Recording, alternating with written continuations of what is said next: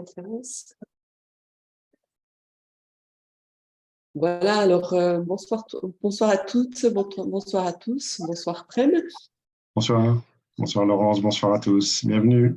Bienvenue ce soir dans cette nouvelle webconférence où ce soir on va aborder le thème du manque de confiance en soi et qu'est-ce qui se cache derrière ce manque de confiance en soi et toutes ces programmations polluantes, récurrentes, qu'on peut appeler récurrentes, qui reviennent.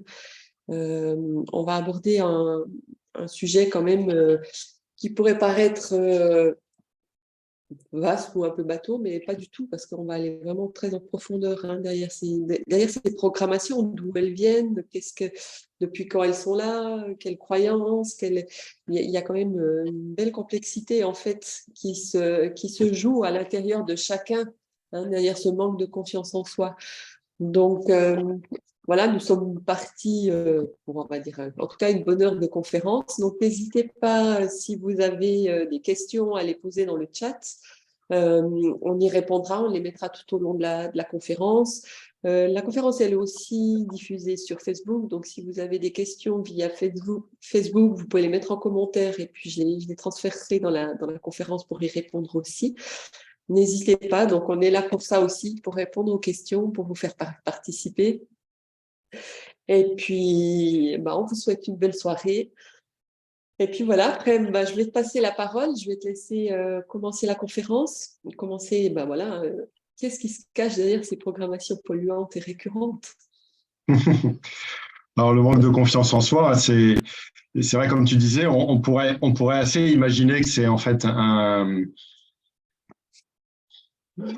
une sorte de quelque chose en fait d'assez bateau, d'assez basique, mais en fait, qui n'a pas toujours ou assez régulièrement, on va dire, une petite voix à l'intérieur qui a une tendance en fait à écraser la personne en fait sous le poids des doutes d'elle-même, des doutes du monde, à ne pas être sûr en fait de la justesse en fait des actes, de la justesse de ce qu'ils disent, de la justesse de ce qu'ils entendent.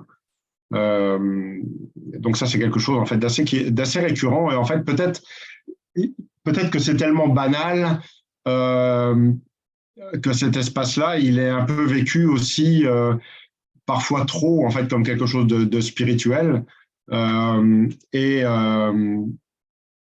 empêche en fait une véritable introspection en fait de cet espace vraiment précis.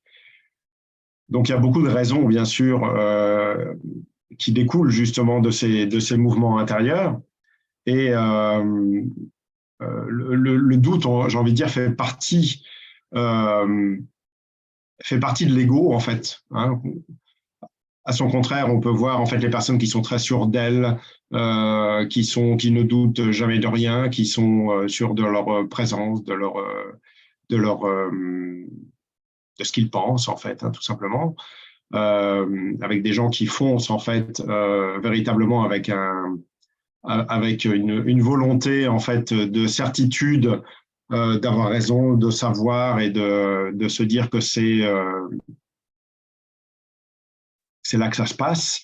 Et puis à l'inverse, vous avez d'autres personnes qui sont précipitées en fait un petit peu dans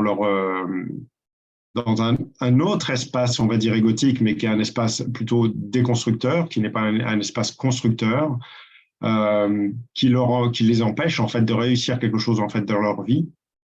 Et on sait que cette année, c'est vraiment l'année du mouvement. Et voilà, cette webconférence et cette prochaine formation qui a lieu en live la semaine prochaine, qui est en fait la première des 3 formations qu'il y aura cette année, parce qu'il va y avoir que 3 formations cette année, donc c'est vraiment très peu. Elles font partie, bien sûr, intégrante il me semble, en tout cas, des mouvements dont chacun est porteur et se doit, je mets des guillemets, bien sûr, de visiter, en fait, peut-être un peu plus profondément, de façon à déceler un petit peu quelles sont les causes cachées, parce que c'est ça qu'on essaye de trouver, parce que quand il y a quelque chose de récurrent, c'est évident que ça ne vient pas forcément, c'est rarement lié en fait à la situation qui se joue. C'est souvent plutôt des mémoires, soit des mémoires de l'enfance, c'est des mémoires aussi transgénérationnelles qui sont véhiculées à travers nous et qui en fait parlent plus ou moins fort en fait en fonction de chacun. Et il s'agit en fait de réussir à les mettre en amour, vraiment.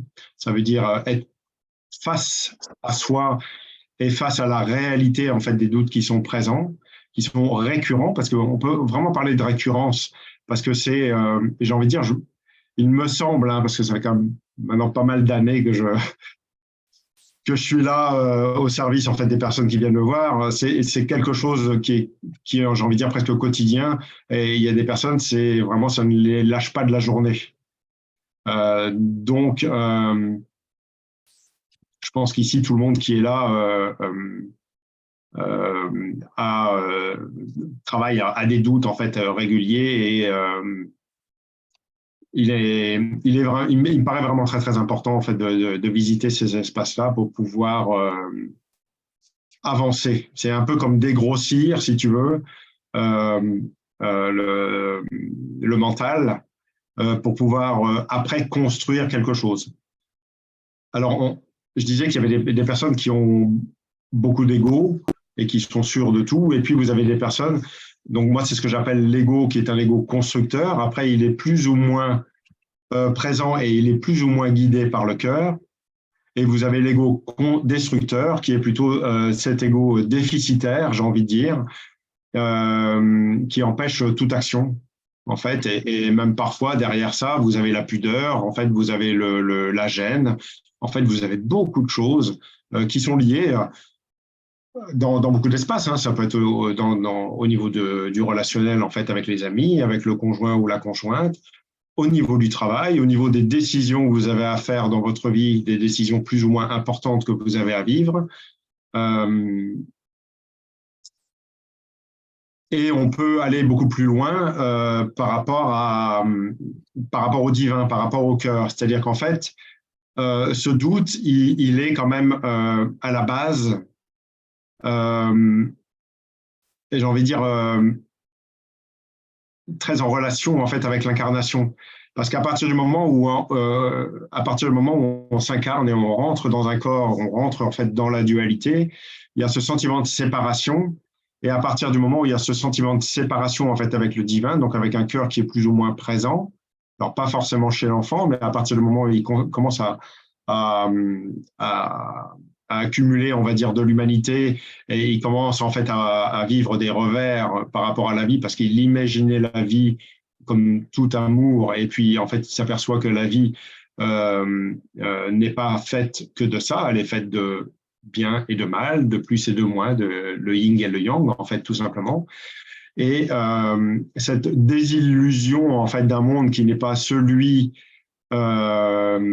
qui est vécu par l'essence même de qui l'on est, mais qui est du coup confronté en fait dans un corps au quotidien, tout simplement dans toutes les difficultés présentes à vivre une vie humaine. Le doute en fait fait son apparition et la résurgence en fait de cet espace-là aussi montre en fait dans ces espaces-là, hein, je dis bien dans ces espaces-là, une absence en fait de cœur, en fait un cœur qui n'est pas présent dans ces espaces-là et qui évite, qui empêche en fait la conscience de savoir qu'elle est à sa juste place parce que le cœur occupe justement l'espace de la conscience. Est-ce que je peux te poser une question ? Oui. C'est vrai que j'ai mis en place le Facebook, j'ai peut-être pas entendu un petit bout, mais dans ce que tu exprimes là, ça veut dire que le doute, en fait, il est que mental, il est que égotique. Le doute est égotique, bien sûr. Le doute est égotique. En fait, c'est une façon, de la même façon où l'humain va prendre les rênes avec l'assurance de tout ce qu'il se joue, donc avec un ego, j'ai envie de dire, allez, peut-être exagéré, d'accord ? À l'inverse, cet ego-là qui est un ego en fait négatif, dans le sens, si on considère que l'autre est positif, tu vois, c'est un ego en fait autodestructeur qui lui va d'une certaine façon et de la même façon en fait empêcher le cœur en fait de s'exprimer. Donc c'est soit on prend les rênes avec notre mental, avec notre ego, et puis on va se dire oui, c'est comme ça, c'est ceci, je sais cela, etc. Soit à l'inverse, on va se dire ben non, je ne sais rien, je ne suis pas capable, et puis je ne sais pas vraiment, et puis qu'est-ce que je dois faire, etc., etc. Tous ces mots-là, en fait, dans la même mesure, empêchent le cœur en fait d'occuper cet espace-là. Voilà. Donc, quand tu es dans des doutes, je dis bien matériels, ou justement, comme tu dis, tu as l'ego constructeur ou déconstructeur, Ouais. ça c'est dans ta vie, dans le ici maintenant. C'est vrai que souvent on manque de légitimité, on manque de ce genre de choses-là. Là, j'arrive à bien comprendre la façon égotique qui fonctionne en fait quand tu as la conscience de ce genre de doute. Par contre, si c'est des doutes qui viennent d'incarnation de karma, des doutes qui viennent Ouais. de bien avant, j'ai un peu de la peine à faire le lien entre de dire ben, ce doute-là, il vient de mon karma et puis il est égotique en même temps. Ben, disons, de toute façon, tout se joue en fait dans l'instant présent. C'est ça qu'il faut réussir en fait à comprendre. Ça veut dire que ce soit karmique, que ce soit de l'enfance, que ce soit voilà, même d'autres sphères encore qui sont présentes ici et maintenant, ça se joue en fait dans l'instant présent. D'une certaine façon, le résultat, on va dire, est le même. Mais si vous avez une multitude de vies passées dans lesquelles vous avez sombré en fait dans le doute, il y a de grandes chances que vous ayez en fait une vie assez défaitiste, que vous avez une vision en fait de la vie assez en fait obscure, dans laquelle en fait on ne peut rien construire, on ne peut rien réussir, ou alors on cherche tout le temps et on ne trouve jamais, etc., etc. Après, par rapport à l'enfance, on a quelque chose qui est un peu plus alors qui est plus présent, j'ai envie de dire plus présent par rapport en fait à l'espace-temps, ça veut dire que c'est plus proche, d'accord. Donc voilà, donc on a quelque chose qui est souvent un peu plus piquant en fait, un peu plus difficile, on va dire, à transformer, mais en même temps qui est aussi plus facile à trouver et plus évident. Voilà, donc ça n'a pas la même forme, si tu veux. Tout ce qui est karmique, tout ce qui vient d'avant votre incarnation présente, on a quelque chose qui est quelque part se joue en fait en arrière-plan, donc un peu plus lointain, mais qui parle quand même de façon récurrente, un peu lancinante, tu sais, une sorte de dépression comme ça intérieure, dépréciation, j'ai envie de dire même plus de soi.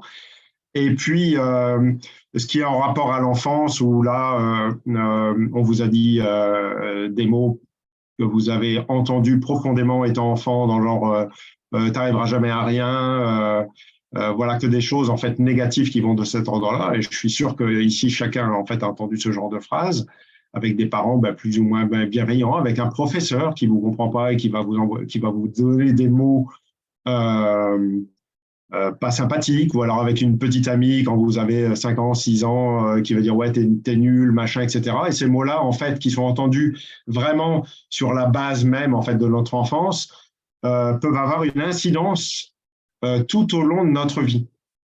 Donc l'objectif, c'est de réussir en fait à déceler en fait ces mots intérieurs, ces mots qui sont engrammés en fait sur différents plans en fait du mental en chacun de nous, pour pouvoir réussir à passer les émotions qui sont en relation à ça. Il y a des émotions qui sont des émotions de colère, parce qu'il y a une réaction par rapport aux mots qui ont été dits ou par rapport aux choses qui ont été vécues. Et puis après, vous avez bien sûr les émotions qui sont plus de l'ordre du pleur, par rapport à la tristesse, en fait, des informations que vous avez reçues à l'intérieur de vous, et de la prise de conscience, et ça c'est vraiment important, la prise de conscience de l'impact que ça a eu dans votre vie jusqu'à présent. Moi, je me souviens très bien quand j'ai fait mes grosses initiations, j'ai traversé ce genre de choses, et ça a été une sorte de tsunami incroyable, de se dire qu'il y a des mots que j'avais entendus quand j'étais petit, en fait, qui avaient géré 30 ans de ma vie. Mais c'est pas juste que ça avait eu une petite incidence. Je parle bien ça avait géré ma vie, parce que cette chose-là, j'avais entendu quand j'étais petit. Et quand j'étais petit, en fait, cette phrase avait une répercussion en fait dans toutes mes relations et dans ma façon de fonctionner en fait au quotidien. Donc, je ne pouvais rien construire, je ne pouvais rien réussir. Je ne pouvais avoir qu'une vision du monde et des autres qui était une vision en fait méfiante, voire avec une sous-jacence, je ne sais pas si ça se dit, de, de J'arrive trahison. pas à le dire mieux que toi. Vous avez compris, de trahison. Et il a fallu vraiment traverser ça et ça a été assez douloureux d'une certaine façon, mais extrêmement libérateur en fait par la suite. Et c'est vrai qu'aujourd'hui et maintenant depuis pas mal d'années, c'est mon cœur qui occupe en fait cet espace-là et on ne peut pas dire qu'aujourd'hui j'ai beaucoup de doutes en fait parce que je sais que ma place est là où elle est en fait. Ce qui ne veut pas dire que je ne me regarde pas et que je ne me remets pas en question pour avoir toujours en fait le miroir de soi, d'accord, pour être quelque part pour requalifier ou se repositionner par rapport à certaines choses que l'on vit ou que l'on imagine. Mais il y a quand même une grande différence quand le cœur occupe ces espaces-là. Ça permet le passage en fait à l'action. Parce que le doute est vraiment, en fait, les doutes sont vraiment des pensées qui sont polluantes et qui soit vous empêchent en fait de réussir quelque chose, ou alors vous font basculer dans un ego qui est quelque part assez difficile pour les autres, en fait, parce que c'est une agression pour les autres quand vous êtes sûr de tout et puis quelque part vous roulez sur votre train avec tous les wagons et puis que vous écrasez tout le monde pour réussir votre vie sociale, pour réussir votre vie sentimentale, pour réussir votre vie en fait à tous les niveaux. Ouais, mais c'est quand même assez classique. Et il y a pas beaucoup de personnes qui ne sont pas touchées en fait par cet espace-là. Donc tu vois, un sujet qui peut paraître simple, qui cache en fait énormément de réalité et une grande profondeur qui est celle par rapport au divin et par rapport en fait à la descente en fait dans un corps. Donc c'est un grand sujet en fait malgré l'apparence. Et c'est un sujet, on va dire, de base, quelque chose qui vient toucher en fait la base même de l'existence. Après, pour pouvoir passer en fait ces doutes, hein, ce manque de confiance, c'est vrai qu'il est lié à plein de choses en fait, le manque de conscience, à plein de confiance, hein, à plein de facettes identitaires, à plein d'émotions, tu l'as dit avant. Mais ces doutes, est-ce qu'on est obligé, en guillemets, de connaître la source d'où, avant, tu as bien exprimé, hein, tu as donné une phrase, tu as dit, quand tu étais enfant, tu as entendu une phrase qui a interagi en fait dans ton existence jusqu'au moment où tu as compris comment ça fonctionnait. Et c'est quand tu as connu la source que tu as réussi à les transformer, en fait, cet espace. Alors, pour pouvoir atteindre la transformation par le cœur, est-ce qu'on est obligé de connaître la source? Ou est-ce qu'on pourrait dire, effectivement, il y a quelque chose qui se vit à l'intérieur de soi, mais j'en connais pas forcément la source, mais je sais que c'est récurrent, que ça revient, ça tourne en boucle en fait souvent, hein, c'est quelque chose qui tourne. Mais des fois, on a de la peine à aller trouver la source, de savoir d'où ça vient. Mais parce que tu ne peux pas la trouver, en fait, si elle ne se manifeste pas. En fait, il faut penser que c'est que dans notre mental, c'est comme s'il y avait une boîte, si tu veux, et cette boîte, elle va s'ouvrir à partir du moment, en fait, où vous êtes prêt, au-delà de votre conscience, au-delà de votre désir et de ce que vous avez envie de vivre, c'est quand ça va s'ouvrir, ça s'ouvrira. Donc, mon boulot, c'est d'ouvrir, en fait, cet espace-là. Et c'est ce qu'on va faire la semaine prochaine pendant la formation donc, qu'il y aura en live. On va aller ouvrir cette boîte et voir ce qu'il y a dedans. Et c'est évident que savoir ce qu'il y a à l'intérieur permet… Alors, ce n'est pas une obligation, mais j'ai envie de dire que allez, 90%, ça paraît presque indispensable en fait de savoir ce qui s'y cache pour pouvoir le transformer. Après, vibratoirement, il faut aussi réussir à se laisser faire pour laisser le cœur venir occuper cet espace-là et dissoudre ce qui se joue à l'intérieur. Voilà. Et ça, c'est pas si facile que ça. On n'y arrive pas, on n'y arrive pas forcément seul. Moi, c'est apparu après, 10 ans 10 ans d'introspection, tu vois. Donc, c'est loin et de loin la première chose, en fait, qui est apparue. Parce que justement, ça fait partie des profondeurs. Donc, si tu veux, au début, on commence en fait un peu par la surface, on va creuser toujours plus loin, et à un moment donné, tu as quelque chose qui est vraiment profond, qui est assez essentiel, qui sort de sa boîte. Et puis, moi, je l'ai entendu comme si on m'avait parlé à l'oreille, quoi. Et cette phrase-là, je me souviens, c'était mon père qui me l'avait dite. Et cette phrase-là a géré ma vie pendant, oui, j'ai dit 30 ans, mais c'est peut-être un peu plus de 30 ans. Si je compte à partir de pas à quel âge je l'ai entendu, mais en tous les cas, c'était très évident. J'ai entendu le son, j'ai entendu voilà tout, et j'ai instantanément toutes les images, si tu veux, comme la boîte s'est ouverte, toutes les images ont défilé de ce que ça avait généré dans ma vie, de ce que ces mots en fait avaient généré dans ma vie, et de ce que j'avais vécu en fait à cause de ces mots-là. Et ça a modifié aussi du coup, une fois que la transformation était faite, ma façon de voir, ma façon de vivre les choses en fait a été modifiée. Et plus jamais j'ai pu regarder comme avant, et tant mieux d'ailleurs. Donc une fois que c'était fait, voilà, une fois que c'était fait, si tu veux, cette boîte-là était remplie par le cœur et puis elle ne parlait plus, c'était fini. Mais tu en as trouvé la source, en fait, pour pouvoir vraiment la dissoudre complètement.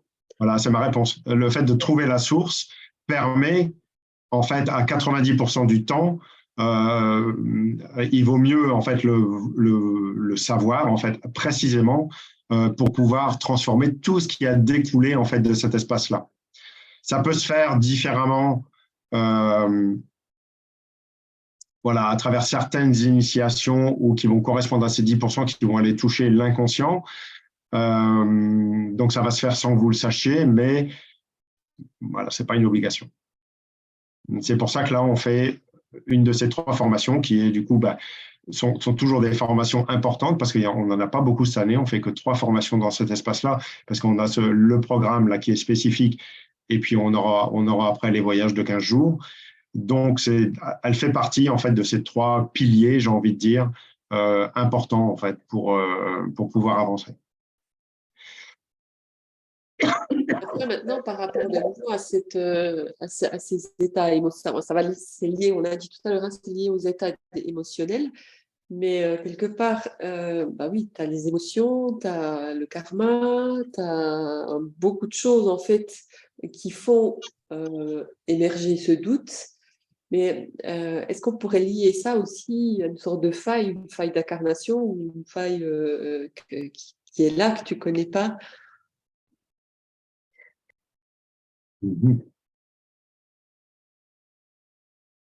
Disons que ça en fait partie. Mais c'est pas nécessairement ça. Elle en fait partie, en fait. Oui. Elle en fait partie. En fait, quelle que soit la faille d'incarnation, ce qui parle dans la faille d'incarnation, cette colonne, c'est comme ça que je la vois, fait partie. Tu imagines, c'est comme un câble. Voilà. Et dans un gros câble, et dans ce câble, en fait, tu as un autre petit câble, entre guillemets, parce que c'est pas un petit câble, en fait, qui lui fait partie, en fait, de cet espace-là. Bien sûr, parce que si dans nos vies passées, il n'y avait pas eu de doute et que notre cœur avait occupé entièrement notre corps, il n'y aurait pas à nouveau cette incarnation, tout le travail en fait aurait été fait. Aurait été fait. Aurait été fait, oui. Voilà, donc c'est pour ça que ça fait partie en fait de la faille d'incarnation, mais la faille d'incarnation est quelque chose quelque part de global, avec une ligne directrice et beaucoup d'autres petites choses en fait autour qui sont générées par le canal central. Ouais, si je comprends bien, étant donné c'est un ensemble, en fait, ça fait partie de notre ensemble. Puis en fait, c'est pour ça que ça fait partie d'un essentiel d'aller travailler cette partie d'introspection au niveau du doute, du manque de confiance en soi. Parce que c'est le départ, enfin, c'est les fondations. Bien sûr, parce que en fait, tu ne peux pas construire quelque chose. Imagine maintenant, tu veux construire une maison, tu veux construire un gratte-ciel. si tu es au moment, au moment de la fondation, au moment où en fait on va couler la dalle de béton pour pouvoir mettre le gratte-ciel, là tu as un doute sur le sol, tu as un doute sur si le sol est meuble ou pas meuble, si tes fondations sont bien pas faites, etc., etc. En fait, tu vas commencer à fissurer ou à rendre malléable en fait ce socle sur lequel toi tu vas toujours en fait essayer de te construire. Sauf que comme le socle, lui, en fait, n'est pas stable, soit il est fissuré, soit il est cassé à un endroit, soit il n'est pas parfaitement sec, il n'est pas parfaitement dur, pas parfaitement stable, etc. Ben, ce que tu vas essayer de construire au-dessus, ça va être en fait laborieux. Tu risques de faire 2 pas en avant et un pas en arrière. Et en fait, tu as avancé toute une vie en fait comme ça. Donc, tu comprends que l'importance d'aller voir vraiment de faire le sujet en fait sur le manque de confiance en soi parce que il va toucher en fait vraiment même à la base quelque part de notre construction. Et puis dans cette introspection, alors il y a le doute égotique là dans le ici et maintenant qui est quand même vraiment plus dans le vécu de cette vie, là le doute d'incarnation. Est-ce qu'il y a une différence entre la croyance, on peut douter de quelque chose, ou là on est vraiment dans le manque de confiance, dans le doute, dans la même configuration. Si on est en croyance de... Oui, bah là c'est la toute-puissance. Ça veut dire qu'en fait, à partir du moment où on a un ego surdimensionné, en fait, et il y a une volonté de réussite en fait intérieure qui est conséquente, on est dans la toute-puissance, j'ai envie de dire, qui vient compenser en fait le manque d'amour en fait intérieur. Donc, si tu veux, c'est un peu comme avoir beaucoup de muscles quelque part pour compenser l'énergie qui ne circule pas en fait à l'intérieur. Donc, quelque part, la masse musculaire, parfois, je dis pas tout le temps, mais que la masse musculaire vient compenser en fait le manque d'amour en fait intérieur. Et d'ailleurs, on peut le voir, d'ailleurs, on peut faire assez facilement le parallèle dans le cycle d'une vie. On voit que même quelqu'un qui est très musclé, qui est très costaud, voilà, qui est vraiment dans la force de l'âge, etc., au fur et à mesure, voilà, il est très égotique du coup parce qu'il se sert, il est dans la toute-puissance de son être physique, mental, où il doute de rien, tu vois, l'adolescence qui dure un certain temps quand même, ça ne s'arrête pas à 18 ans, qui peut durer jusqu'à 30, 35 ans, etc., à l'intérieur. Et ben après, avec l'âge venant, si tu veux, le corps, lui, en fait, commence, comme la conscience, en fait, change, elle a moins besoin de force, en fait, dans le corps. Et comme elle a moins besoin de force dans le corps, du coup, il y a moins de contraction musculaire et du coup, ça laisse plus facilement passer, en fait, l'énergie.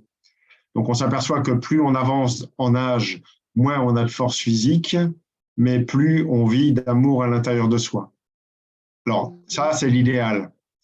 Après, on a les personnes qui tiennent toute leur vie et qui, tu vois, les gens qui s'assèchent, qui sont très secs, très aussi. Avant, ils étaient très forts et puis après, en fait, ils s'assèchent d'une certaine façon. Et puis, ils restent très nerveux en fait intérieurement parce qu'ils veulent continuer à tenir, à tenir, à tenir. Mais on sait qu'à un moment donné, de toute façon, ça va craquer. Et là, j'ai envie de dire que plus on tarde, plus c'est difficile. Plus on est confronté à soi, au manque, justement à la réalité du fait qu'on n'a pas de pouvoir sur nous. Et puis à un moment donné, on va devoir lâcher ça de toute façon pour mourir. Donc tu vois, à ce niveau-là, lâcher en même temps et le doute et l'ego quelque part surdimensionné qui vient compenser en fait le manque de rassurance en fait intérieure. Donc tout est lié. Ouais, oui. Et puis là, tu parles d'une personne avec un ego fort, mais c'est le même fonctionnement pour une personne qui a un ego destructeur. Oui, c'est exactement la même chose. C'est juste, on a juste deux opposés en fait. Et d'ailleurs, ce qui est assez terrible en observation, c'est qu'on peut se dire que les gens qui ont des égos forts, quelque part, utilisent les gens qui ont un ego faible. Et à l'inverse, si on regarde du point de vue chamanique, les égos faibles se nourrissent en même temps de la faille des gens qui ont un ego fort, parce qu'en fait, c'est la même faille, c'est juste la forme qui est différente. Donc, en fait, il y a une nourriture des ténèbres, si tu veux, d'une certaine façon, pour imaginer les choses, en tous les cas, du point de vue chamanique. Il y a une nourriture où chacun, en fait, nourrit l'autre, ou est nourri, en fait, de l'autre, quelque part, parce que l'un n'existe pas sans l'autre et inversement. Donc, c'est une sorte de joute, en fait, à savoir, c'est un peu le choix aujourd'hui de la société actuelle. Ça veut dire que tu deviens soit un dominant, soit un dominé. Voilà, et ça fait quand même des années maintenant que je vous dis, vous avez un autre choix qui est celui du cœur. Vous n'êtes pas obligé de faire le choix du ultra dominant ou du ultra dominé.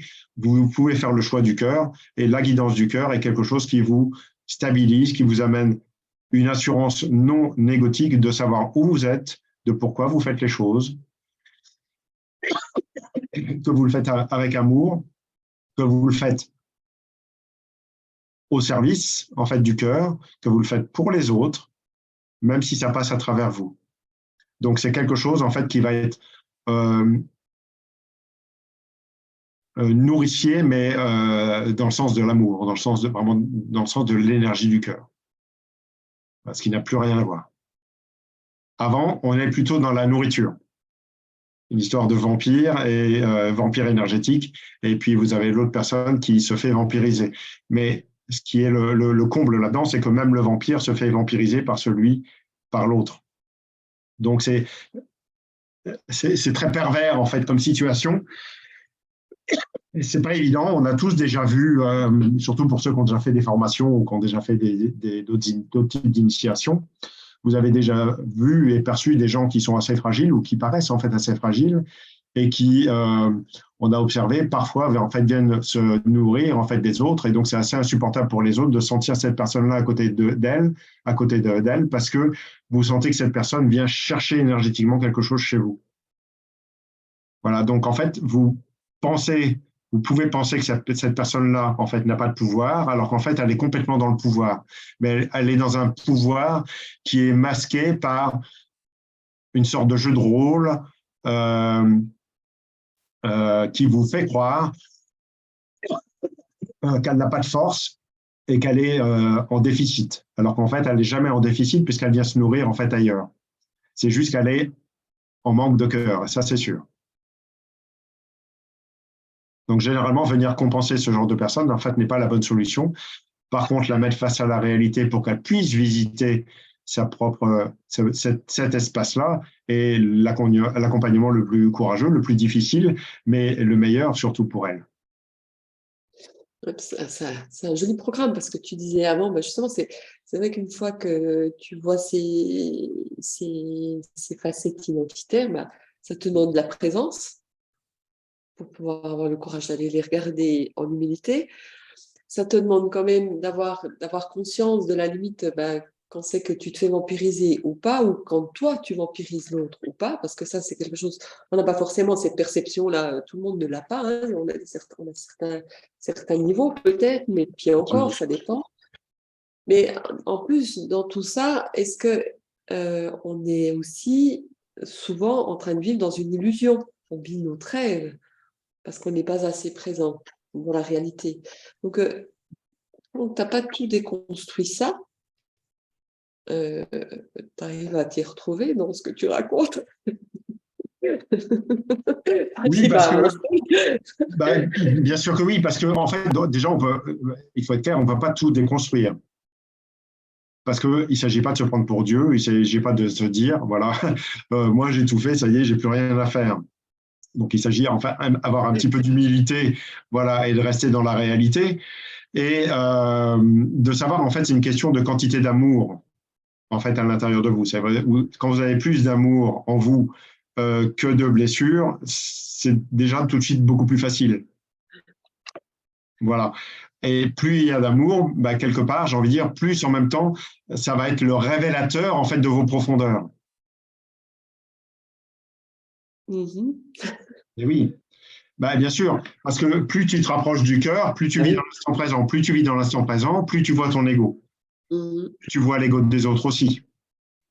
Plus tu vois éventuellement le jugement que tu pourrais avoir dessus, etc. En fait, la façon dont tu vois le monde et la façon dont tu l'interprètes, la façon dont tu ne prends pas soin des gens, la façon dont tu n'essayes pas de comprendre la personne qui est en face de toi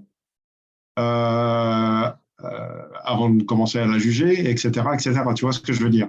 Voilà, si on a une personne qui est dans la rue et puis voilà, qui est complètement justement en déficit d'ego et qui traîne dans le caniveau,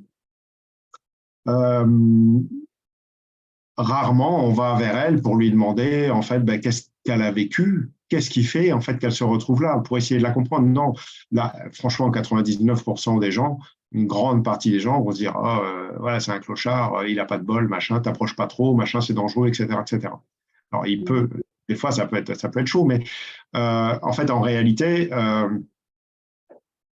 il y a quelque chose où là, vraiment pleinement, le déficit d'ego, donc le manque de confiance en soi, a vraiment amené la personne en fait dans des extrêmes en fait de vie sociétale pour le coup, et même souvent amicale ou sentimentale.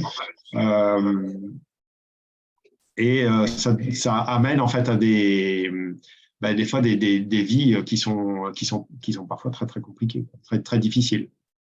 Mais attention, hein, c'est pas parce que vous avez un ego surdimensionné, que vous avez très très bien réussi dans votre vie, que vous êtes heureux en fait à l'intérieur de vous.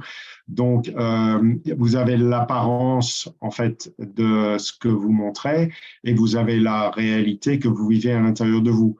Et cette réalité, même si vous la cachez aux yeux du monde, qui ne voit pas forcément, qui ne voit en vous que de la réussite, que tout va bien, etc., mais qui ne voit pas la réalité de ce qui joue à l'intérieur de vous, de toute façon, vous, à un moment donné, vous y serez confronté.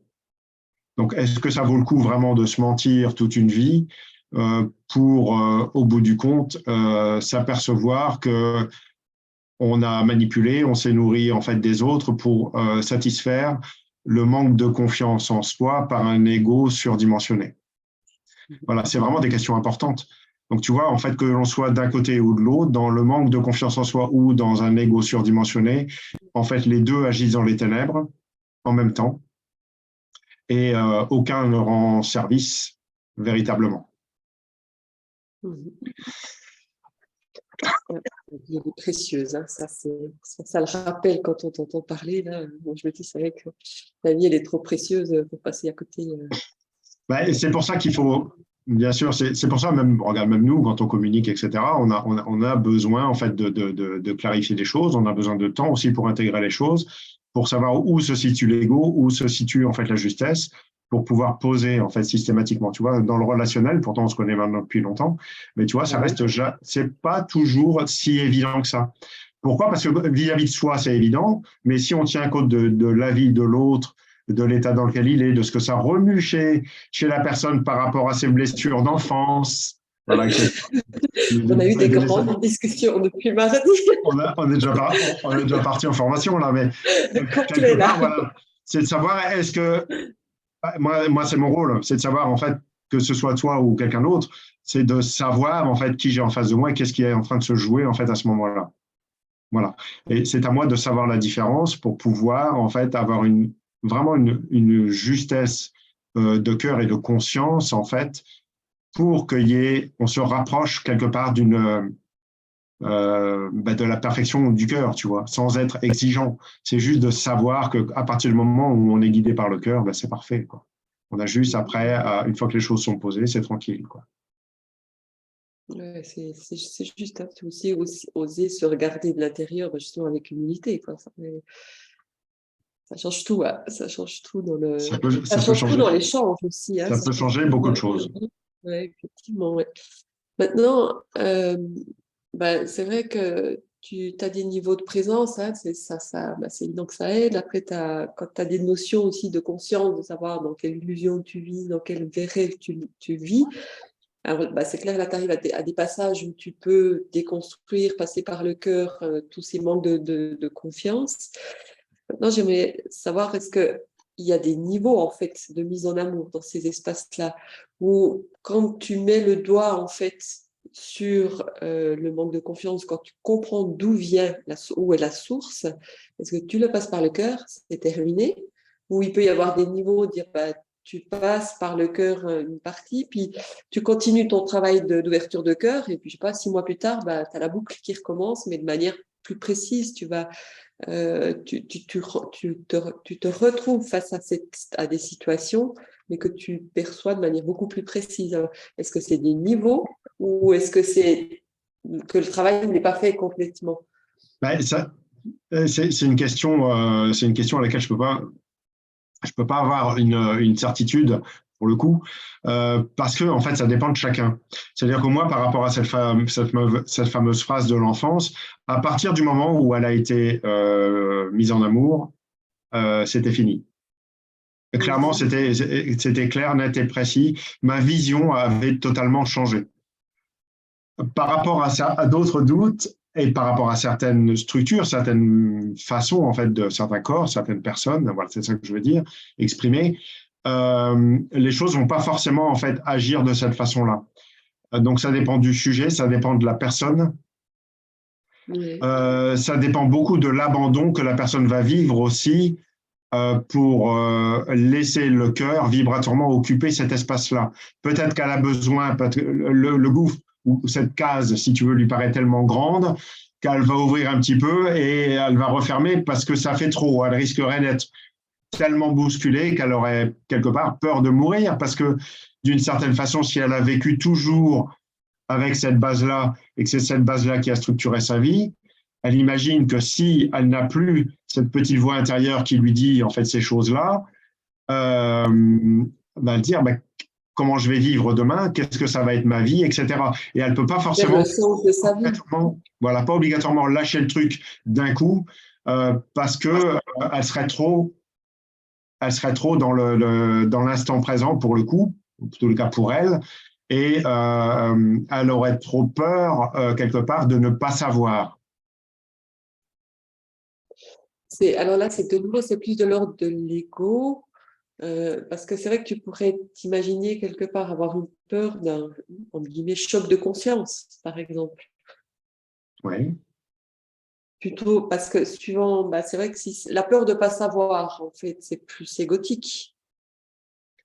Non, ça veut dire qu'à partir du moment où il y a quelque chose qui te dit, on va dire, voilà, dans l'ego surdimensionné, quelque chose te dit à l'intérieur de toi, non, mais moi, je suis sûr de ça, c'est ça qu'il faut que voilà, etc., etc. Tu parles avec des gens dans une assurance qui est, j'ai envie de dire, presque hurlante, tu vois, pour les autres, parce que J'ai connu ça. agressive. Et de l'autre côté, tu as cette petite voix qui te dit, oh non, mais j'y arriverai jamais, puis je sais pas quoi faire, puis je sais pas comment faire, et puis c'est pas possible, et puis voilà, j'y crois pas, etc., etc. Euh,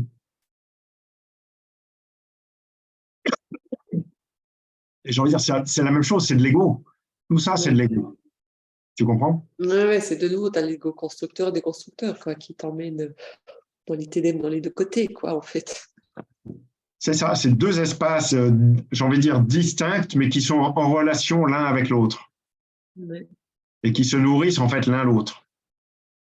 C'est ça qui est surprenant, c'est que là, on n'observe même pas de lumière là-dedans, parce que là, on est vraiment dans le rêve, parce que là, quand l'ego surdimensionné te raconte, te dit, ah, oui, moi, je suis vraiment dans la lumière, machin, parce que tout me réussit dans la vie, etc., etc., c'est tout à fait envisageable. Hein, attention, je ne dis pas que ça n'existe pas, hein. Heureusement que ça existe. Mais ce que je veux dire, dans ces cas de figure-là, vous avez des gens qui sont en fait dans l'illusion de la lumière parce qu'ils ont le sentiment de tout réussir en fait dans leur vie.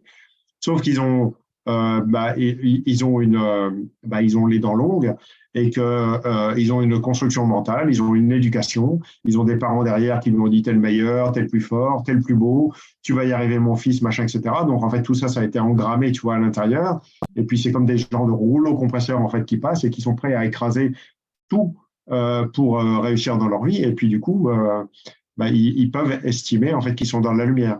De l'autre côté, c'est pas le cas. De l'autre côté, vous avez que des gens en fait qui se déprécient en fait tout le temps, qui pensent qu'ils sont jamais assez, hein, jamais assez. Je m'arrête là parce que il y a beaucoup de choses et que rien n'est possible dans la vie euh, à part la mort au bout en fait. En gros, ça fait un peu ça, tu vois. À part la mort, il n'y a pas grand-chose entre la naissance et la mort. Il n'y a pas grand-chose à part la déception en fait permanente de ne pas réussir à vivre, à construire sa vie socialement, à pas réussir à construire sa vie amoureusement, à pas réussir à aimer en fait correctement ou à être aimé correctement, etc., etc., etc. On est toujours en recherche de quelque chose. On est toujours dans l'état de chercher quelque chose. C'est ça. Ouais. C'est ça. Mais c'est comme là, dans cet espace-là du manque de conscience en soi, c'est comme rechercher la validation en fait de sa dépréciation intérieure à l'extérieur. Ça veut dire en fait, l'extérieur va toujours valider le fait de « Ah ben, je te l'avais dit, tu vois, ça ne marchera pas ». Moi, j'en connais des gens comme ça, qui habitent pas très loin de chez moi. À chaque fois que tu les rencontres, ils disent « Oh, ça va pas très bien aujourd'hui ». Alors, ils me le font pas moi, parce que moi, je vais souvent très, très bien. Mais ils disent à des gens, je le vois bien, ils disent « Ah, ça va pas très bien aujourd'hui ». Et puis, puis c'est dur. Et puis, puis j'y arrive pas. Et puis, en fait, de l'autre côté, par contre, vous avez des gens qui ne vous regardent qu'avec ça. Donc, vous savez que déjà, ces gens-là qui communiquent comme ça avec vous viennent se nourrir de vous-même. Ils viennent se nourrir, en fait, de vos malheurs, si vous en avez. Voire éventuellement, ils vont vous en créer ou ils vont vous en faire sortir pour qu'eux puissent se nourrir. Et de l'autre côté, ces gens-là ont souvent une construction égotique en fait assez forte.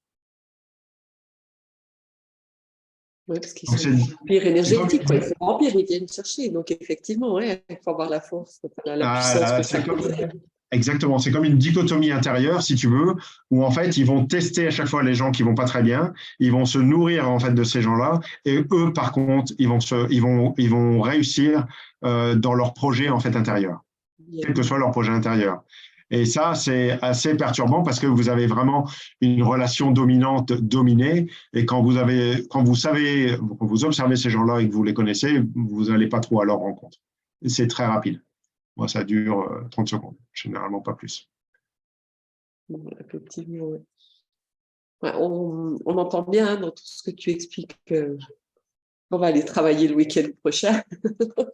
C'est vrai qu'on entend bien que c'est essentiel, que c'est fondamental de nous, malgré le fait que, oui, c'est quelque chose dont on entend souvent parler. Il y a beaucoup de formations, de textes à lire sur le manque de confiance en soi. Oui. Mais c'est vrai qu'il faut vraiment, on sent que l'essentiel se trouve dans les profondeurs. C'est toute la difficulté, j'ai envie de dire, c'est toujours pareil, si tu veux, c'est un sujet qui paraît en fait tellement simple qu'il est souvent abordé aussi de façon très simple et qui ne va pas en profondeur, en fait. Et j'ai envie de dire aujourd'hui, même dans le développement personnel, on a les opposés justement, où les personnes auront une tendance en fait à renforcer en fait l'ego des gens pour compenser, comme une reprogrammation, un peu comme de la PNL, de la reprogrammation neurolinguistique, reprogrammer en fait les gens à l'intérieur pour qu'ils puissent basculer en fait du manque de confiance en eux au rouleau compresseur d'ego surdimensionné. Donc là, on n'est pas du tout dans la spiritualité. Pour moi, c'est une sorte de déviance quelque part de la spiritualité, mais qui est beaucoup plus au fait de la réussite sociale égotique aujourd'hui, qui est beaucoup à la mode. Voilà, et qui a son succès parce que les gens préfèrent écraser l'autre que de se faire écraser. En même temps, ça se comprend. Mais encore une fois, la solution que j'offre n'est pas la solution la plus simple, mais celle du cœur est la solution la meilleure pour tous, pour soi en premier, et puis pour les gens avec qui vous êtes. Parce que l'amour, ça se reconnaît, en fait. Ça se vit et c'est porteur de quelque chose de très bon, en fait. Voilà, pour tous, quoi. Pour tous. C'est vrai que moi, j'ai envie de rajouter, ça se vit, ça se partage, puis c'est illimité. Et c'est illimité. Et puis l'amour, comme tu dis, ça ne se garde pas. L'amour, ça ne nous appartient pas. C'est quelque chose qui nous traverse. Donc, plus vous vous laissez traverser en fait en permanence, donc plus vous vous laissez, c'est pas que le corps qui s'arrête à la tête, c'est le corps et la tête, ça veut dire le centre de conscience à l'intérieur. Donc c'est tout le corps. À partir de là, vous avez des actions, vous faites des choses où vous savez pas forcément ce que vous faites ou pourquoi vous le faites, mais vous savez ce que vous faites, que ce que vous faites est juste, est parfaitement juste parce que c'est votre cœur qui a dirigé votre conscience, qui a mis en action votre conscience, et le résultat de ce que vous vivez et du relationnel que vous avez, quel que soit le type de relationnel que vous avez, qu'il soit professionnel ou qu'il soit sentimental, va découler quelque chose de bon, de l'ordre de l'amour. J'allais dire positif, tu vois, mais c'est pas positif, c'est de l'ordre de l'amour. Voilà, justement. Ça a une autre saveur, ça a une autre saveur que le positif. Et oui, l'amour n'a rien à voir avec quelque chose de positif. Ouais. On le considère comme quelque chose de positif, et on le comprend puisque c'est quelque chose qui est agréable, qui est bon, etc. Mais on serait encore en train d'alimenter en fait le positif et le négatif en disant ça. L'amour se situe soit dans les deux ou entre les deux, si tu veux. Entre le plus, voilà, soit il occupe le plus, et vous arrivez à avoir avec votre conscience que l'amour occupe le positif et le négatif. Donc, ça veut dire que tout est amour. D'accord? Là, il faut avoir une conscience très éveillée pour être capable de dire que l'ombre est amour et pas l'inverse, et qu'il y a de l'ombre aussi dans la lumière, etc. Donc, c'est le mouvement du yin et du yang. Quand vous observez le mouvement, le symbole du yin et du yang, vous pouvez comprendre beaucoup de choses. Et donc, c'est vraiment indispensable en fait de réussir à faire cette gymnastique intérieure pour pouvoir avancer et de faire un choix qui n'est ni positif ni négatif, et de voir que le cœur n'a rien à voir avec la dualité. Le cœur, c'est l'amour. L'amour n'a pas de condition. L'amour n'est pas quantitatif. L'amour n'est pas, tu vois ce que je veux dire. Il n'y a pas d'échelle de valeur. Ça a une grande valeur, etc. Oui, mais la valeur veut dire qu'il y a plus et moins, etc., etc. On est déjà en fait dans le jugement. Pour comprendre ce c'est pas un espace de dualité. Non, le cœur n'est pas un espace du tout de dualité. Justement, tout à fait. Tu peux pas mettre ces polarités. Alors, c'est un paradoxe parce qu'en même temps, on peut comprendre, d'accord, avec les mots, que le cœur n'est pas duel, mais on ne peut pas non plus nier la dualité d'un corps. Tu comprends? Donc, c'est quand même un paradoxe. Ça veut dire qu'en fait, il ne faut pas non plus faire un déni du corps et se dire, ah oui, ben, l'ombre, c'est l'ombre, j'ai rien à faire. Tu vois ce que je veux dire?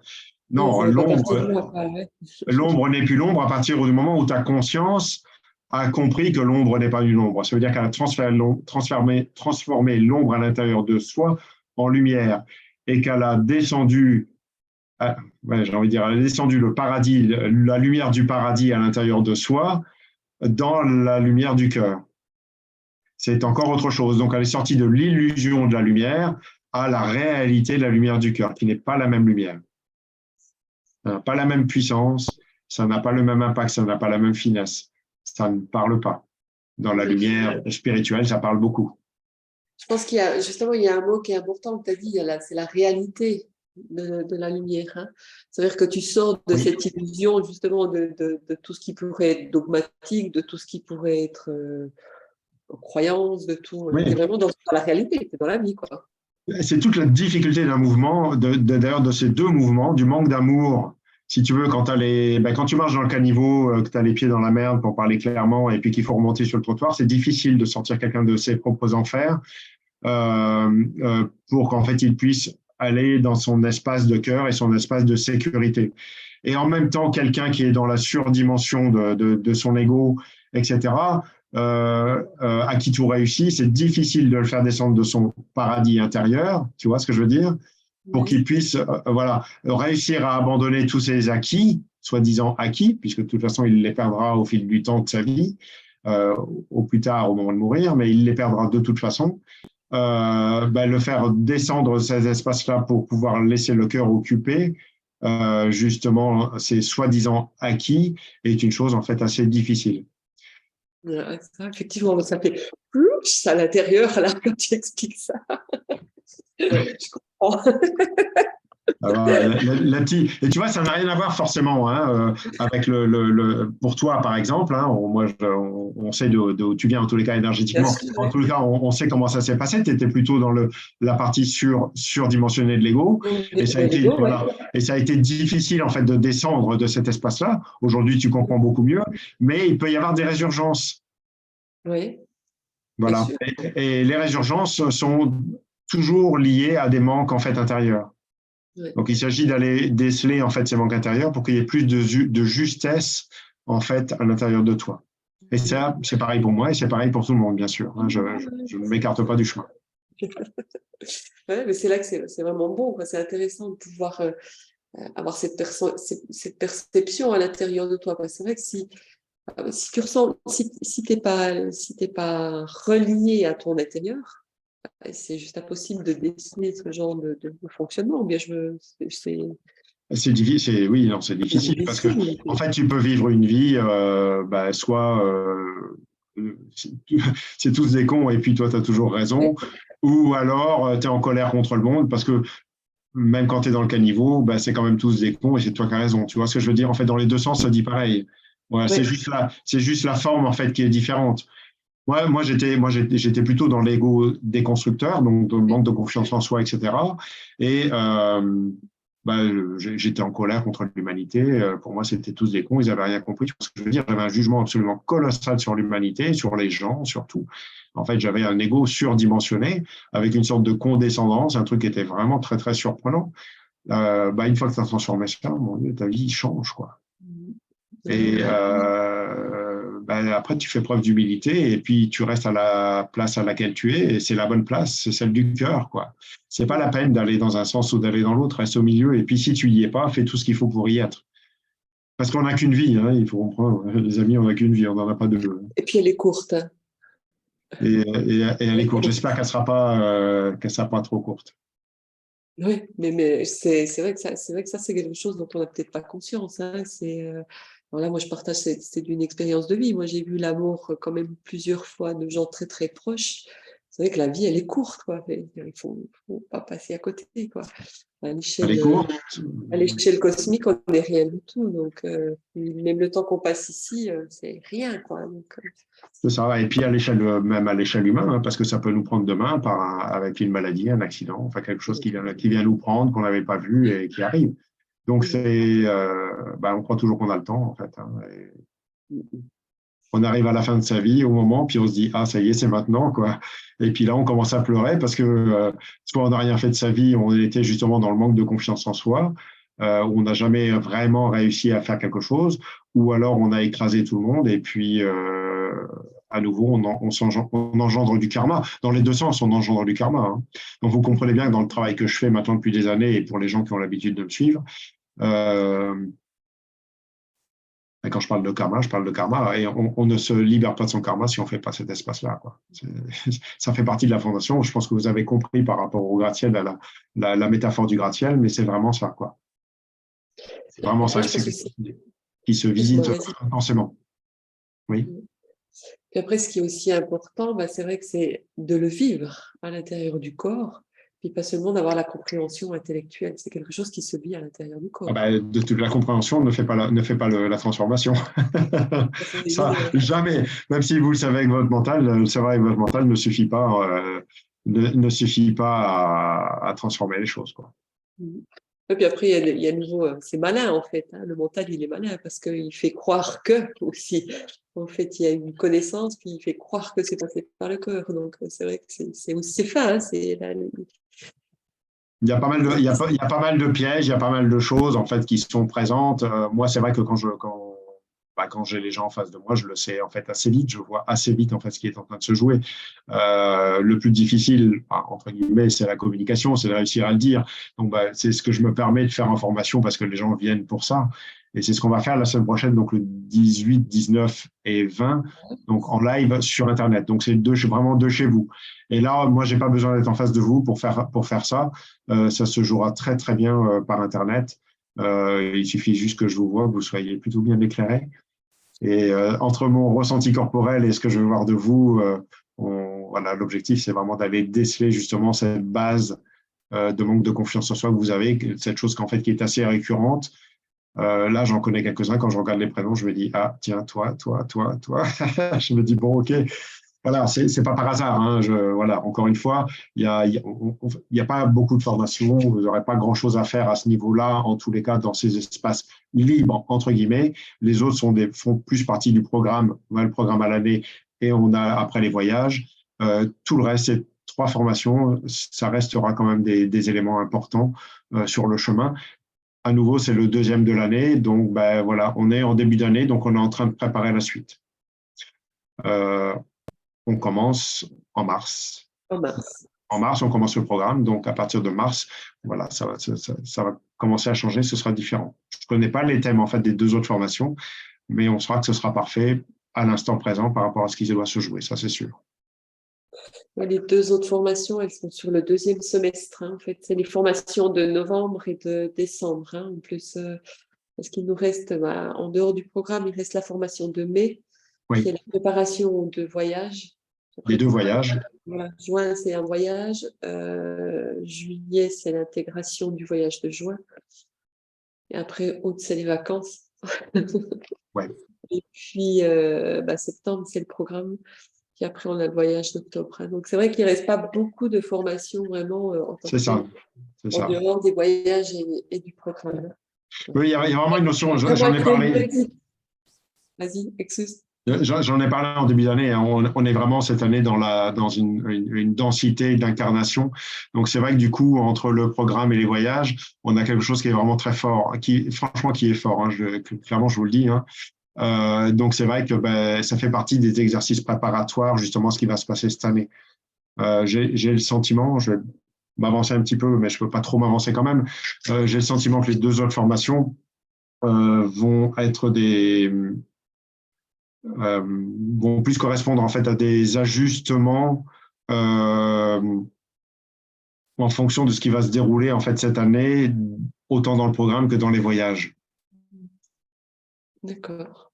Donc ça va être quelque chose en fait qui va accompagner, mais qui va parler à tout le monde. Hein, voilà, même pas que les gens qui seront là dans le programme et pour les voyages. Mais voilà, il va y avoir quand même quelque chose si tu veux, il y a une ligne directrice quand même cette année. Voilà. Je voulais faire une petite parenthèse tout à l'heure, si tu me permets, pour l'histoire de vie. Oui, bien sûr. Si vraiment vous ne trouvez pas tout ce qui vous convient dans les, sur les formations de l'Opal, donc avec Prem, il y a aussi les sœurs divines, hein, où on travaille le féminin sacré quand même, on travaille aussi autant féminin que masculin. Bon, là, c'est vraiment des espaces réservés aux femmes, mais on va aussi aller chercher toutes ces programmations, on va aller aussi chercher toutes ces facettes identitaires, quoi, mais plus ciblées sur le féminin sacré quand même. Donc voilà, c'était ma petite parenthèse que je me suis autorisée. Tu as bien raison. Donc voilà, là, ça fait un peu plus d'une heure qu'on est ensemble. J'ai vu qu'il y avait quelques remarques, quelques questions. Alors, Oui, je te propose un petit peu de les passer les unes après les autres. Je ne les ai encore pas du tout regardées, mais bien sûr. comme ça, on pourra répondre aux questions qui ont été posées. Donc, si je remonte, si je prends la première, attends, ouais. Alors, des programmations polluantes, j'en ai des tonnes. Hein. Je suis programmée pour ne jamais être à l'aise financièrement, programmée pour aller d'échec en échec dans ma vie sentimentale. Je me suis programmée pour ne jamais réussir à rendre une femme heureuse, pardon. Je suis programmée pour avoir des difficultés à communiquer avec les autres et, enfin, etc. Comment se débarrasser une fois pour toutes de ces logiciels. C'est vrai que ça fait tout un ensemble. Hein. Je ne sais pas qui a parlé, hein, mais C'est ta petite idée quand même. Hein. ah, d'accord, c'est ma petite idée. Bah, écoute,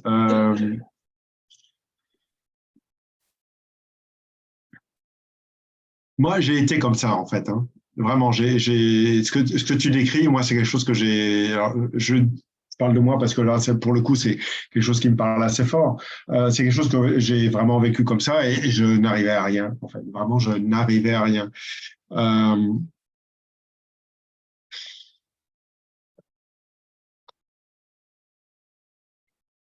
Bah, il faut avoir du courage, quoi. Il faut avoir du courage, il faut être présent et il faut y aller, quoi. C'est vraiment, euh, c'est ce que j'ai fait, quoi. J'ai pas compté mon temps, j'ai pas compté mon argent, j'ai pas compté l'investissement, l'engagement que j'ai vécu avec le divin et j'ai fait toutes les initiations possibles et inimaginables et je suis allé très, très, très loin pour pouvoir transformer mon intérieur. Et aujourd'hui, maintenant, depuis quelques années, maintenant, un peu moins de 10 ans, mais voilà, les choses se construisent enfin. J'ai 56 ans, donc tu vois le temps que j'ai mis en fait avant de réussir en fait à me poser dans le cœur ou à plutôt laisser le cœur se poser en fait en moi et dans ma conscience.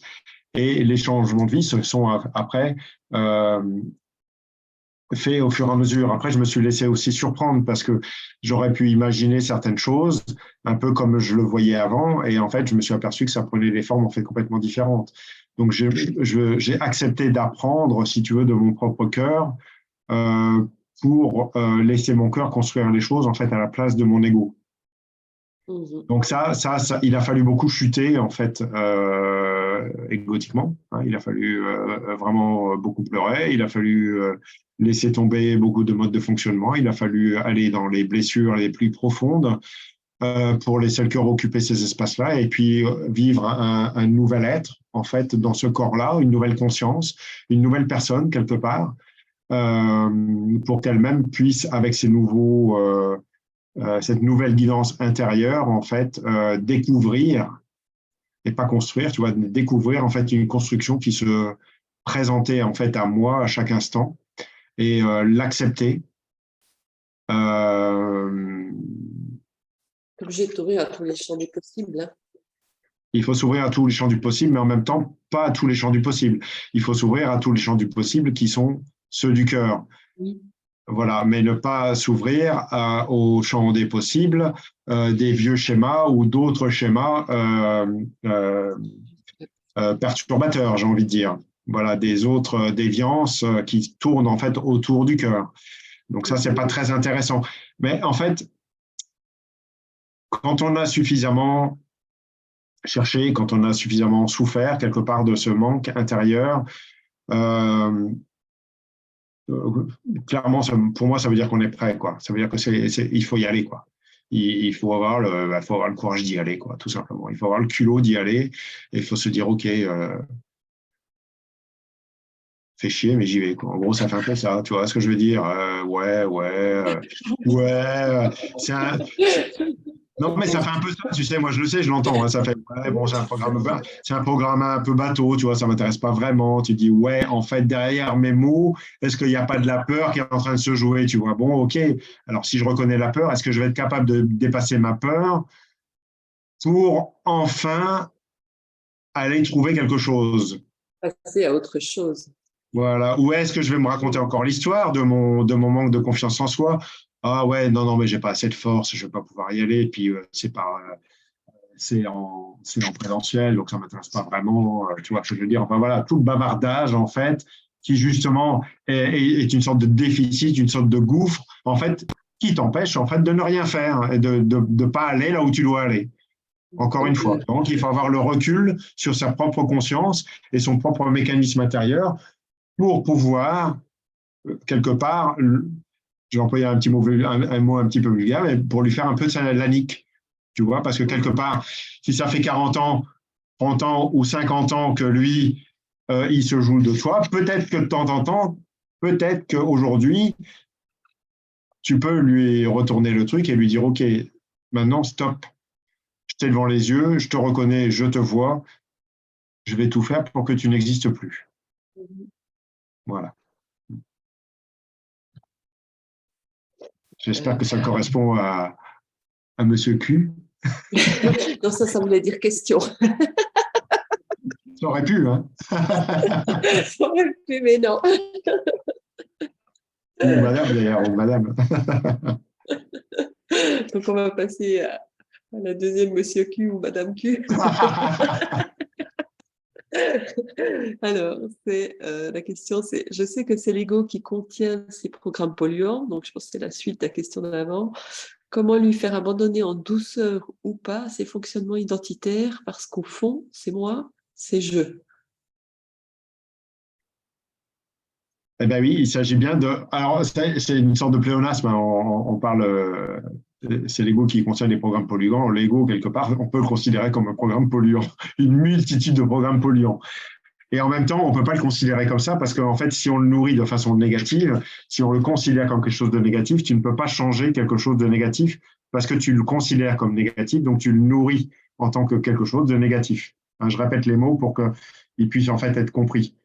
Donc, en fait, il s'agit de changer sa propre conscience pour changer en fait ce que l'on accepte véritablement comme une souffrance et un manque d'amour. En fait, il faut changer en fait son positionnement et sa façon de voir les choses pour pouvoir l'aborder en fait avec amour et non pas avec jugement. Donc, on emploie des mots, hein, je suis d'accord avec vous, on emploie des mots polluants, des mots un peu parlants, parce que il faut parler, il faut communiquer, mais la réalité d'une conscience éclairée sur ces espaces-là n'est pas du tout en fait une vision obscure, négative, en fait. Ça fait partie de nous, de toute façon. Quelque part, on ne peut pas tuer l'ego parce que on peut pas tuer l'ego. Ouais, mais c'est pas parce que ça fait partie de nous qu'on n'a rien à faire. Non, alors je n'ai pas dit ça. Hein. Je n'ai pas voulu dire ça. Attention. Mais par contre, on peut pas étouffer cette partie-là. Nous, on peut pas dire, on peut pas l'éliminer. Complètement. Ça fait quand Si même partie. on peut en partie la mettre de côté et en fait l'occulter pour ne plus la voir. Oui, mais ça veut pas dire, si tu l'occultes, ça veut pas dire que tu l'as passé par le cœur. Tu lui On laisses un est, certain on est, pouvoir. En l'occultant, on est tu lui d'accord. donnes du pouvoir. C'est On ça est, que je on voulais est, exprimer, hein. tout Oui, à fait, on est complètement d'accord. oui, oui. On est complètement C'est, d'accord. Donc, en donc, fait, le fait d'y aller abandonner en douceur, ça passe déjà par l'acceptation. Mhm. Ça passe par le fait de se connaître soi, donc les choses conscientes, mais aussi de connaître les choses inconscientes. Et c'est là où c'est un peu plus compliqué. Et je pense que c'est là où moi j'interviens pour déceler en fait ce qui se joue en fait réellement derrière l'apparence des choses. Et puis après, la transformation se fait par l'accompagnement, hein, parce que c'est comme ça que ça se passe, parce que c'est pas, moi, j'ai pas fait ça seul, hein, seul, j'aurais jamais réussi, clairement. C'est un sujet, en fait, beaucoup trop important et beaucoup trop lourd d'une certaine façon. Moi, j'aurais pas pu. J'en ai fait une partie avant, si tu veux, j'ai fait, tu vois, on a élagué, j'ai fait des choses avant, bien sûr. Mais ce sujet-là est un sujet. Bah, ça touche les émotions, ça touche l'ego, ça touche. Bah, c'est vrai que ça va aller C'est chercher un sujet qui a une profondément certaine dans les. densité. Tout à fait. C'est un sujet qui a une certaine densité, hein, attention. Ouais. Contrairement aux apparences et aux mots, confiance en soi, ça paraît très, très léger, tu vois. Mhm. Alors qu'en fait, pas du tout, pas du tout, pas du tout. On a quelque chose qui est extrêmement difficile, en fait, à, à visiter, mais voilà, moi, j'ai l'habitude, je pourrais assez facilement vous guider là-dedans et sortir le lapin du terrier. Ça me rappelle certaines étapes de Punching Ball, ça. Tu parles de toi. Ouais. Je fais ma propre introspection, mon mea culpa. Ouais, mais quand Donc, tu as compris, quand t'as compris que se battre ne sert à rien rien. face au cœur, tu abandonnes tout de suite l'idée de te battre. Ah ouais. Tu écoutes, tu acceptes d'apprendre, tu baisses les armes, tu pleures ce que tu as à pleurer, tu fais ce que tu as à faire émotionnellement et tu intègres ton cœur dans cet espace-là. Et après, tu te dis, waouh, merci, quoi. Généralement, c'est Non, comme mais moi, en tout cas, c'est comme juste ça que je avant vis. le merci, hein, juste avant le merci, tu as le petit coup. Wow, bon, je suis vraiment têtue, puis je suis un peu blonde quand même. T'as cet espace-là aussi, hein, mais après, c'est Ouais, vrai mais non, mais ouais, mais c'est un mécanisme égotique de jeu, en fait. C'est un mécanisme parce que ça joue à l'intérieur, ça se joue, en fait, de toi. Ça se joue, en fait, de vous à l'intérieur. Mais ça, il ne faut pas écouter. c'est juste un petit moment de solitude, après ça passe. Donc, on va peut-être passer à la question suivante. Donc, la suivante, c'est la confiance en soi, sujet classique du développement personnel. Remplacer ces programmes limitants par d'autres qui conviennent mieux à la vie compétitive d'aujourd'hui. Est-ce que c'est bon, t'en as déjà un Point petit peu répondu? d'interrogation. Ouais, ouais. Ah Tu as un peu bah, répondu à ça tout à l'heure. Ouais. si c'est ça que vous voulez, ce ne sera pas chez moi, ça c'est sûr. C'est ce que je vous disais tout à l'heure. De toute façon, moi, je ne suis pas là pour renforcer votre ego. Il arrive parfois que j'amène en fait à amener les gens à avoir un ego plus constructeur que destructeur, parce que il s'agit de les sortir en fait de là où ils sont. Mais mon travail ne s'arrête pas là. Ça veut dire qu'en fait, une fois que l'ego constructeur a pris est venu compenser en fait le manque d'amour, il y a une sorte d'équilibre intérieur. Et là, mon boulot entre guillemets n'est pas terminé. Il doit continuer pour déconstruire en fait l'ego donc déficitaire et l'ego qui est lui trop dominant, trop volontaire. Donc voilà, moi mon travail se termine entre guillemets après ça, dans cet espace-là en tous les cas. Donc tu vois, c'est pas, j'amène pas. Il y a beaucoup de gens qui font du développement personnel dans ce sens-là, hein, où on est les meilleurs, on est les plus forts, on va y arriver, machin, etc. Ça, c'est pas chez moi que ça se fera. Si vraiment c'est ça que vous cherchez, il faut pas venir là. Là, l'idée, c'est la troisième solution, c'est celle du cœur, c'est pas celle du positif ou du négatif. Mhm. Voilà, des fois, il faut passer par là, mais quand on doit passer par là, encore une fois, pour moi, c'est pas terminé. Il faut aller plus loin. Il faut aller plus loin. Sinon, votre vie va continuer à être en enfer, mais juste vue d'un point de vue différent, Mhm. sous une forme différente. Mhm. Ensuite, on a se mettre à l'action, ok, mais j'ai un pied sur l'accélérateur et l'autre sur le frein. Finalement, peur de ne pas avancer en conflit avec la peur d'avancer.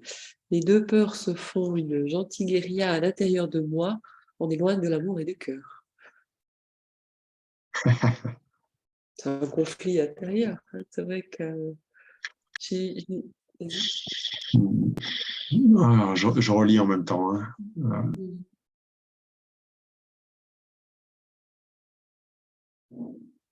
Oui, ben, encore une fois, là, on peut observer en fait tout simplement un manque de fluidité, en fait, tout simplement. Euh, dans cet espace-là, donc c'est une sorte de dichotomie, si tu veux, intérieure où j'avance et puis je freine, j'avance et je freine, j'avance. Tu vois, c'est vraiment ça le doute, en fait, hein, quelque part. Enfin, là, on est dans la tentative d'action et puis on appuie sur le frein, etc. Donc, ben voilà, là, c'est le manque de fluidité. Il y a peut-être des programmes, des choses qui font que justement, ça, tu vois, un peu comme un interrupteur qui se met qui tourne en boucle, en fait, systématiquement. Voilà. Donc là, il y a comme tu dis, tu parles de conflit, en fait, intérieur. Il y a des choses à aller déceler, en fait, pour réussir à déconstruire ça. Et déconstruire ça, ça veut dire, pour moi, laisser le cœur venir occuper ces espaces-là pour que ça n'existe plus, en fait, tout simplement. J'ai eu j'ai eu un échange avant le webinaire avec une personne. C'était la même chose. Elle vient de mettre en place un atelier. Puis en fait, elle a donné son atelier devant des adultes. Et puis, c'est vrai que tout pendant l'atelier, c'est bien allé. Puis tout à coup, elle a eu vraiment ce manque de confiance qu'elle a eu. Ouais, je me la pète, je me prends pour qui suis-je dans ma légitimité. Puis en même temps, en fait, elle se sentait fière d'elle-même pour arriver à faire donner l'atelier et tout ça. Il y avait vraiment ce conflit entre les deux, hein. Puis, bah, elle a aussi eu des félicitations. Il y a des gens qui ont dit que c'était parfait et tout.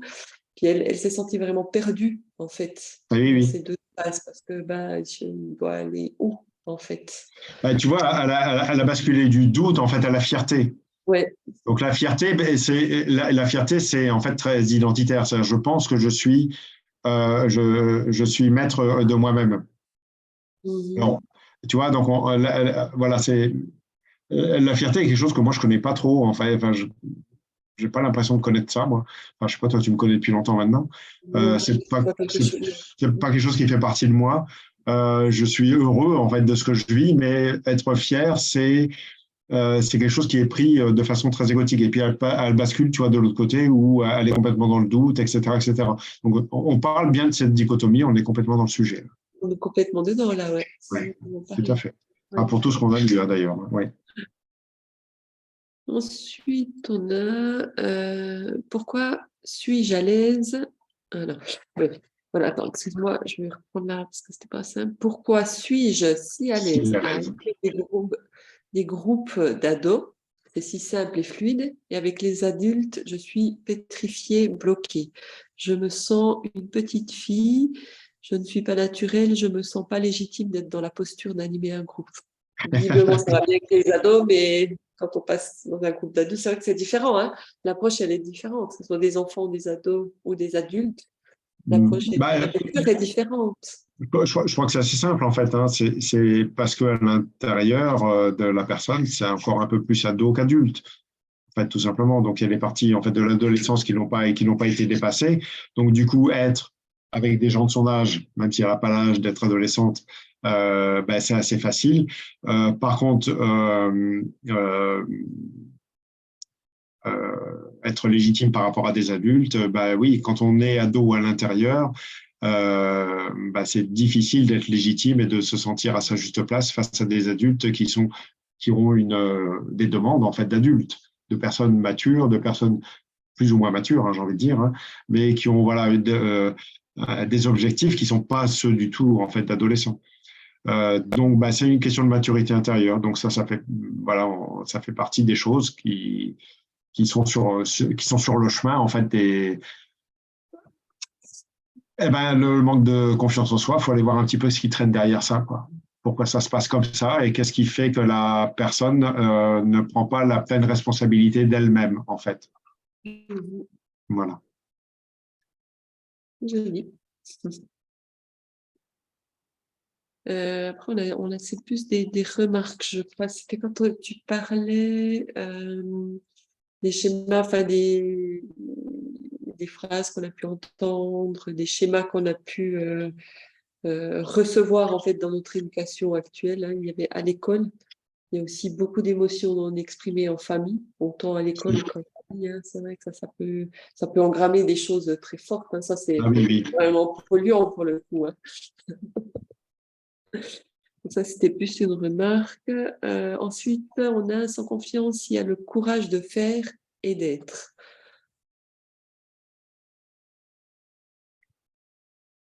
Bah oui, être, ça ne demande pas du courage parce qu'en fait, être, c'est juste un état tellement naturel, tellement simple, qui est tellement en fait décontracté, tellement en amour, tellement tranquille que il n'y a pas besoin. Le courage n'existe pas en fait dans l'état d'être.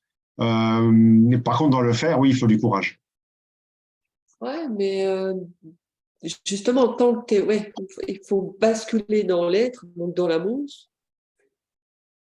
pour pouvoir vivre cet état-là. Oui, Parce que tant que tu es dans le faire, bah oui, il faut le courage, exactement. Donc c'est vrai que il faut basculer. Hein. C'est vrai que il faut quand même du courage pour basculer dans l'être. ah oui, oui, il en faut un peu, oui. Il faut du kilo. Il faut du kilo. Ouais. Et en même temps, on n'a qu'une vie, donc bah, à un moment donné, il faut bouger ses fesses parce que sinon, on vit une vie à pas forcément réaliser grand-chose, à pas réussir à faire quelque chose en fait de sa propre vie. Donc oui, il faut du courage pour basculer dans l'être. Après, on peut réussir à faire des choses et à construire des choses dans l'ego, Ouais. propre à chacun de choisir la vie qu'il a envie de vivre. Ouais. Ouais, bah, c'est vrai qu'on a aussi, c'est rigolo parce que la synchronicité, étonnamment que ça arrive à ce moment-là.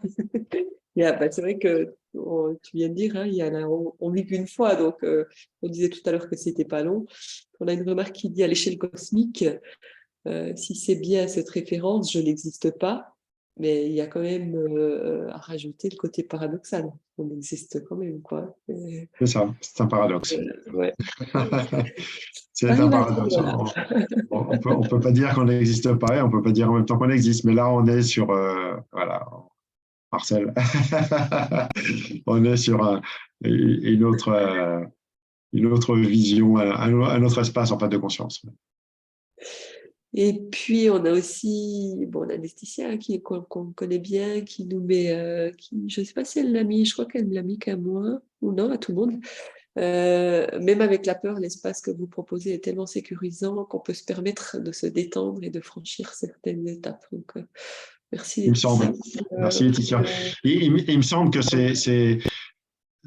j'ai envie de dire, je ne veux pas paraître pour un vieux de la vieille, mais il me semble qu'aujourd'hui, il y a quand même suffisamment de, de, de bienveillance, d'amour et de vécu, si tu veux, de transformation qui a été faite pour pouvoir aborder ça en fait de façon en même temps précise, pointue, efficace pour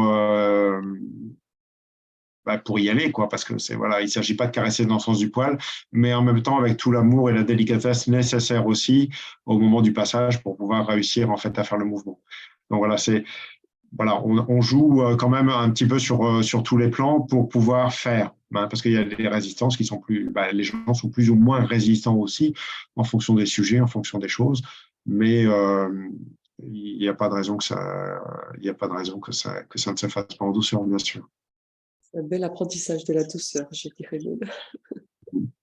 Oui, et puis la douceur n'est pas quelque chose qui n'est. La douceur n'est pas que douceur. Je ne sais pas comment exprimer ça. On imagine toujours la douceur comme quelque chose qui est toujours caressant tout le temps. Oui, c'est caressant, mais quand il faut C'est aller vrai qu'on chercher. Ouais, complètement c'est hors de ça, sa zone de mièvre, comme disait confiance. ça. Ouais. Voilà, c'est pas mièvre, comme disait ça là. Donc Oui, c'est vrai que l'amour, en fait, n'a rien de mièvre, comme tu dis, et n'a rien de déconfit, un petit peu mielleux comme ça. Non, non, ça peut être fait avec force, avec amour, beaucoup de douceur, et c'est un tout mélangé qui vient dans l'énergie nécessaire, indispensable en fait aux transformations pour chacun de vous. Et puis en plus, ça permet d'aller plus loin, d'y aller en douceur, hein. Moi, il m'a fallu assez d'années pour comprendre ce fonctionnement-là, parce que Oui, j'ai mis du temps, en fait, à comprendre que c'est... Parce qu'il fallait toujours que ça soit fort, qu'il fallait que ça avance, hein, avec mon petit ego tout petit. Mais de combattante. il m'a fallu du temps, en fait, pour comprendre ce mouvement que c'est vrai qu'y aller en douceur, maintenant, c'est loin d'être mièvre, justement. Et puis, on va plus loin, quoi. C'est beaucoup plus facile, hein. Ça ouvre, en fait. Tout à fait. Ouais, il y a moins de choc de conscience, et comme il y a moins de choc de conscience, en fait, on peut aller plus loin en fait dans les transformations. Alors que si tu viens très très fort, eh ben, ça peut créer en fait un certain blocage et un certain délai en fait d'intégration. Paradoxalement, parfois il faut ça. Ouais. Parce que moi, j'ai connu et je connais des personnes, c'est que si ça s'était pas passé un peu fortement, ben, les personnes seraient encore en train d'errer avec ces espaces-là. Donc, ben, parfois, il faut du courage aussi pour, pour y aller, quoi, pour faire bouger les choses, quoi, parce sinon ça sert à rien d'exister, alors qu'on est là pour aider les gens, quoi, en profondeur. On n'est pas juste pour leur dire tout est beau, tout est bien, t'as plus rien à faire, c'est parfait, tout a été fait, alors qu'en fait rien n'a été fait. C'est ça, non, non, mais il faut être intègre en fait, hein, et l'intégrité, il faut du courage pour être intègre. Ça, c'est évident. C'est juste. Donc voilà, là, ça fait 1 heure et demie qu'on est ensemble, hein. C'est vrai qu'on a bien compris aussi le fond de la prochaine formation, hein. C'est pas un petit sujet, c'est vraiment un fondamental. C'est pas un petit sujet. Ouais. Donc voilà, on l'a dit et déjà redit, hein, l'année 2023, c'est l'action. Ça fait partie, hein, je pense aussi complètement de la notion d'action, hein. On l'a bien entendu, on l'a bien compris toute la soirée. Donc voilà, je pense qu'on va gentiment boucler parce qu'on a fait le tour des questions. Donc, on vous remercie tous et toutes de nous avoir suivis. C'est avec grand plaisir. Et puis, moi, je vous dis à bientôt et je cède la parole après pour terminer cette soirée. Écoutez, j'étais ravi d'être avec vous ce soir. N'hésitez pas de partager en fait sur Facebook cette vidéo de façon à diffuser cette information et la formation qui aura lieu en fait la semaine prochaine, donc 18, 19 et 20 par Internet. Donc les inscriptions se font sur le site webpremmirage.com, donc webpremmirage.com. Je pense qu'on les mettra avec la vidéo. Et puis, écoutez, moi, je serais ravi d'être présent avec vous. Ce premier live avec vous de 2023 et ce premier point des 3 formations spécifiques de cette année 2023. Voilà, 3 formations. Je vous embrasse. À tout bientôt. Merci Laurence. Merci à vous tous. Merci à toi aussi, Prem. Merci pour tout. Merci. Merci à vous tous. À bientôt. Belle nuit.